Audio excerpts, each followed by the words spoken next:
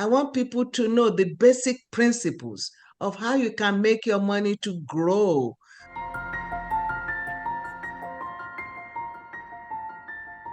Hi everyone, Elle Ballard is here with you today, and I have my guest in our podcast studio today, Elizabeth Olagunju. Hi Elizabeth, welcome. Hi. Good to have you. Before we jump into the conversation with Elizabeth, let me introduce her first.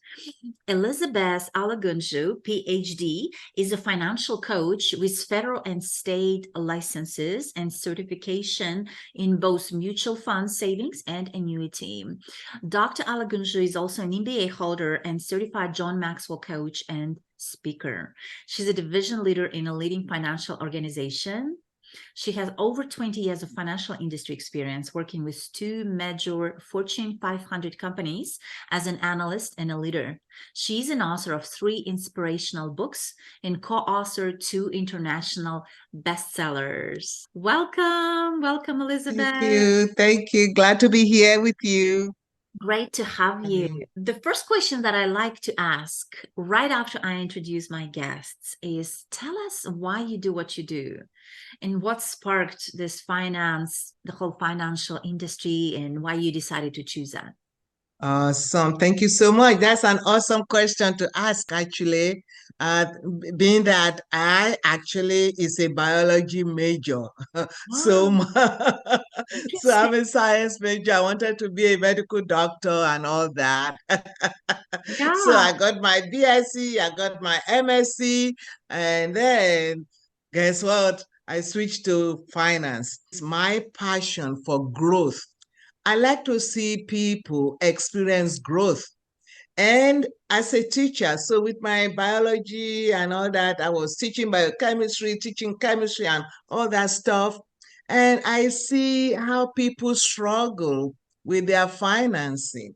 I see how people struggle in their marriage. I see how people usually come to me for mentoring, for guidance. And that's one of the reasons that led me to go to Maxwell coaching as a life coach and a speaker. I came to see that when you take care of people's finance, most other things fall into its place.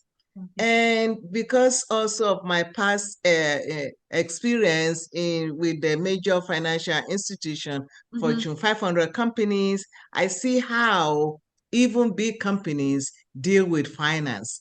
And I want to pass that little nuggets to people. I want people to know the basic principles of how you can make your money to grow, of what you need to do to become successful. You don't have to be like anything major, but to be happy with whatever you have and to be in control of your finance. I am a stickler for growth. And with growth mindset, I see that people can improve their financial situation. I love that.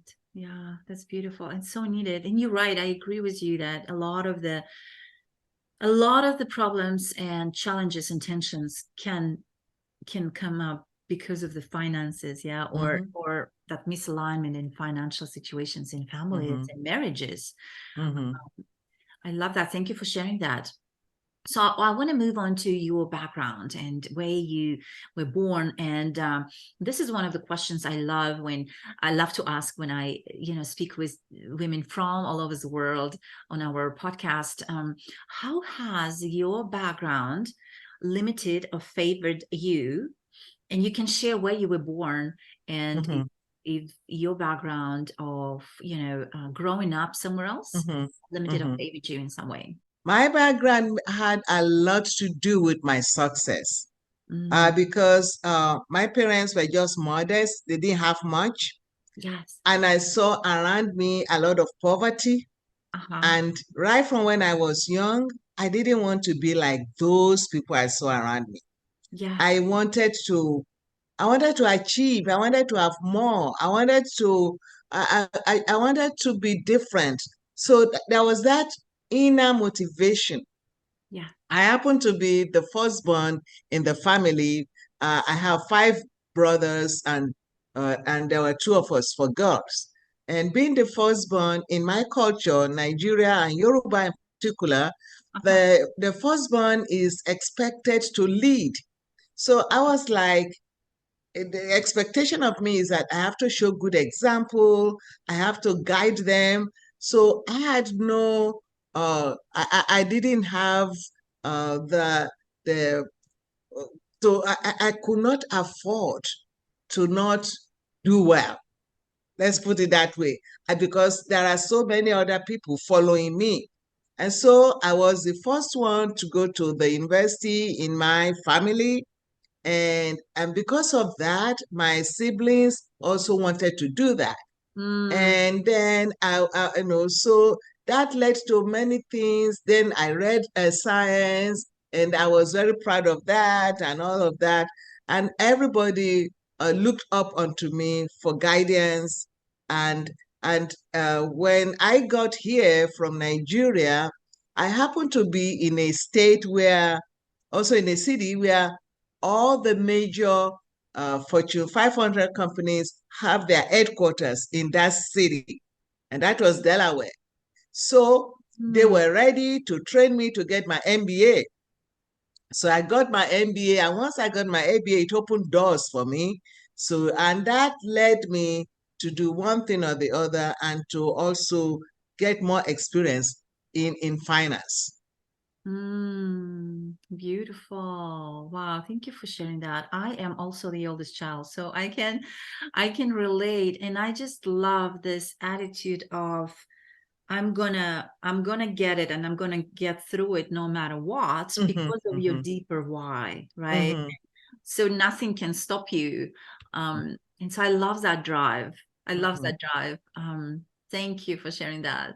Beautiful. So while building your business and going through an MBA program, and I know we both share John Maxwell, whole John Maxwell community, being part of that, building your business, as a financial expert, and you are now part of the big organization, having achieved all the success.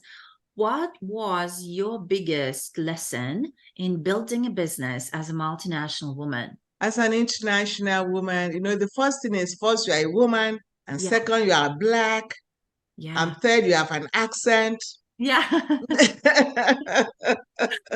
So, up till now, it's something that I have to overcome every day. But see, I don't let that disturb me. I don't let that hold me down. And what I tell myself is, hey, you know what? Maybe they don't understand what I am saying. So I want to make sure that they do understand clearly. And so I show more compassion instead of being annoyed. I don't let anybody rejection turn me down. So I don't let anybody put me down. Because I know what I am, and I know who I have.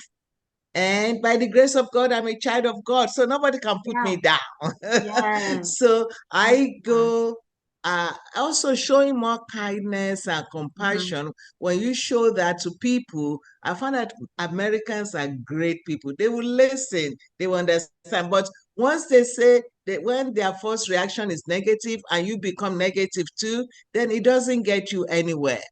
So, but if you show compassion, if you show a positive attitude towards them, eventually you win.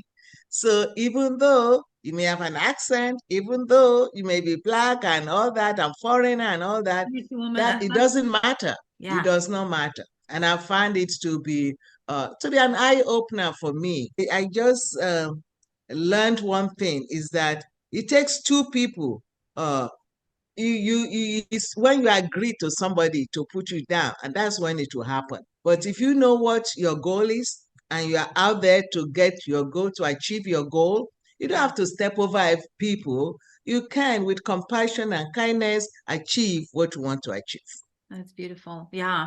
And a lot of the times, as we all know, right, people, if they judge you, they probably that judgment coming from them judging themselves. Exactly. And a lot of the time, it's not even about you. Exactly. Good. That's a good point to raise. It's not even about you. It's because they have their own problem. So Right. why will you add their Right. problem to yours? Yes, yes, Yeah, reaction, yeah. yes, Mm. beautiful. Thank you, Elizabeth. And so you are, of course, woman of the world. Having born in a different country and now living in the US so many years and having all these achievements, writing books, having successful career, an MBA. What does it mean for you to be a woman of the world? You know, I see it as actually a plus, an opportunity. Okay. I had an opportunity to go to Dubai to give lectures, and I see other women of the world out there. Yes. Actually, I went in a group of speakers. They're all from all over the world, and we went to University of Bahrain. We saw the women there. They were just developing their media presence, social media presence, and we could relate. Okay, we could talk, we could exchange ideas, and up to now, I have them as my very good friend. A woman of the world, opened my eyes to see and makes me see that, you know what, we are all the same, and this Yeah. world, the pond is big enough to accept all of us. The umbrella is big, accept all of us. And always people who can learn from you and learn from. So it's a special opportunity for us who have come from elsewhere, because traveling is an education itself. So you can compare and contrast. But if you stay only in one country, this is the only thing you know. But if you come from somewhere else, you can compare and contrast. Then you travel out to see other world, other women in other parts of the world. Yeah. It makes you richer. Yes, it makes you richer. Yes, I love that. Love, love, love, love, love. Yeah. Love that. Yes, I can totally relate, and I feel similar way. Thank you, Elizabeth, for sharing. Well, before we jump into our rapid fire questions, I wanted to share that we will post information on how to connect with Elizabeth. Elizabeth will also be one of the featured authors in our upcoming book that is being published next year on women entrepreneurs. So I am so excited. So she'll be, there'll be deep dive into her story. So make sure you check that out. And we will post her link for all of our listeners to connect with her. Just connect, collaborate, learn from her as well. Now I am going to move into the rapid fire question section. If you are ready. I'm ready. Beautiful. Okay, so the first question is, your favorite book name is? Oh my goodness. Favorite book name. I just finished reading one. Last 2 nights in Lisbon. Oh, I haven't read that one. Did you like it? Yeah. I love it. I Awesome. love it. And it's so rich. 2 nights in Lisbon. 2 nights in Lisbon. I have to mark that one. Beach or mountains? Beach. I live in Miami. How can I love Yes. how can I love beach? Not love beach. Yes. Favorite international destination to visit? Oh my goodness, France. Summer or winter? Summer. I'm a summer girl.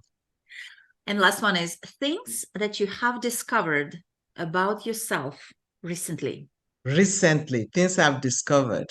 I just had a grand baby, and Ah, actually she just turned 2 on the 29th. And I have discovered more of me in this baby as I see how she grows, yeah. how she laughs, how she gets mad, and what she gets mad about. It's like I'm seeing me in her, and I'm learning more about myself. Oh, beautiful. I love that. That Mhm. is so beautiful. Well, congratulations to your Thank granddaughter. you. Thank And you. thank you so much for taking the time to speak today, Elizabeth. And I'm sending you all the positive energy and love. And I will talk to you soon. Thank you. Thank you so Thank much. you.